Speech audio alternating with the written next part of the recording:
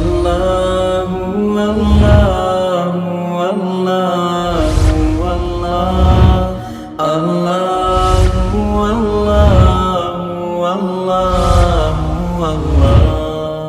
اللہ اللہ اللہ۔ بسم اللہ الرحمن الرحیم۔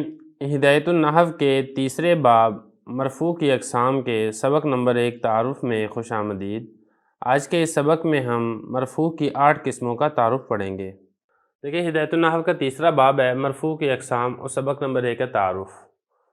اس سے پہلے غیر منصرف کا مکمل باب ہم نے مکمل کیا ہے، جس کے اندر ساری اقسام اور تفصیل اور احکام وہ ساری چیزیں ہم پہلے کور کر چکے ہیں۔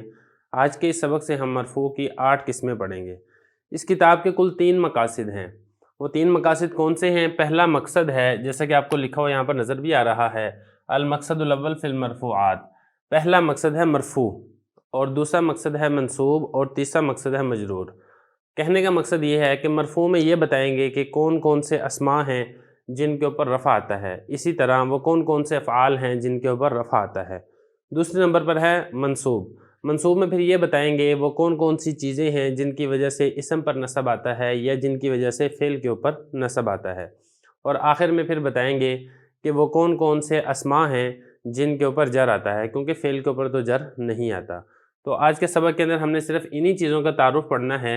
وہ اسماء یعنی وہ اسم ہوگا اور ان کے اوپر جو رفع آئے گا وہ کون کون سے اسماء ہیں، وہ ہم یہاں پہ آج کے سبق کے اندر پڑھیں گے۔ تو سب سے پہلے آپ عبارت دیکھ لیں، پھر ترجمہ اور آخر میں انشاءاللہ اس کی تشریح کریں گے۔ المقصد الاول فی المرفوعات الاسماء المرفوعات 8 اقسام: الفاعل ومفعول ما لم يسمى فاعله، والمبتدا والخبر وخبر ان واخواتها، واسم كان واخواتها، واسم ما ولا المشبہتین بلیس، وخبر لا التي لنفی الجنس۔ ہم اب اس کا ترجمہ دیکھ لیں۔ پہلا مقصد ہے مرفوعات کے بارے میں، وہ اسماء جو مرفوع ہوتے ہیں 8 قسموں پر ہیں۔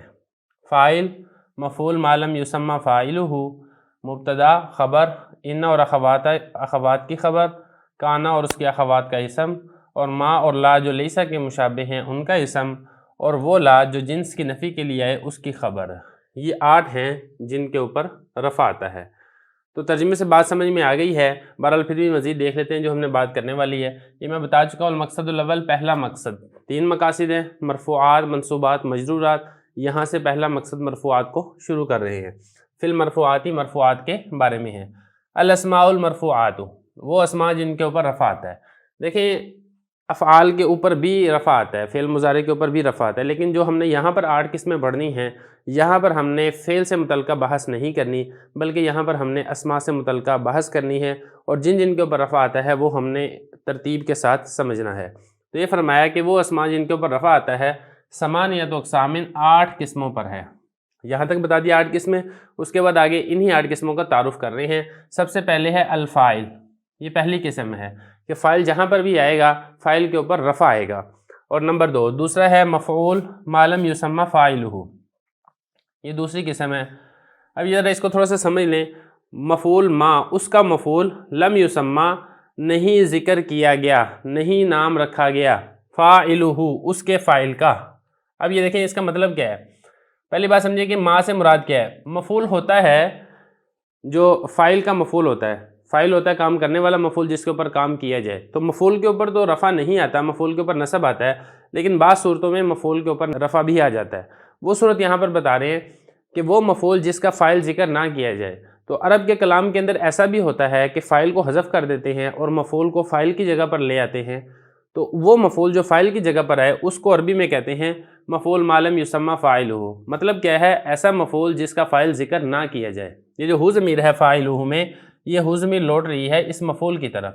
ایسا مفعول جس کا فاعل ذکر نہ کیا جائے اور مفعول کو فاعل کے قائم مقام کر دیا جائے تو اس مفعول کے اوپر بھی رفع آ جاتا ہے۔ تو یہ دوسری قسم ہے۔ تیسری قسم ہے مبتدا۔ مبتدا کے اوپر بھی رفع آتا ہے، آسان بات ہے۔ اور نمبر 4 ہے خبر۔ مبتدا کی جو خبر ہوتی ہے اس خبر کے اوپر بھی رفع آتا ہے۔ 4 چیزیں ہوں گی۔ 5ویں چیز ہے انا اور اس کی اخوات کی خبر۔ انا اخوات، اخوات یہ اختن کی جمع ہے، بہنوں کو کہتے ہیں۔ تو یہ انا، انا کا انا، لاکنہ، لیت، لعلہ، یہ کل 6 حروف ہیں، ان کی جو خبر ہے ان کی خبر کے اوپر بھی رفع آتا ہے۔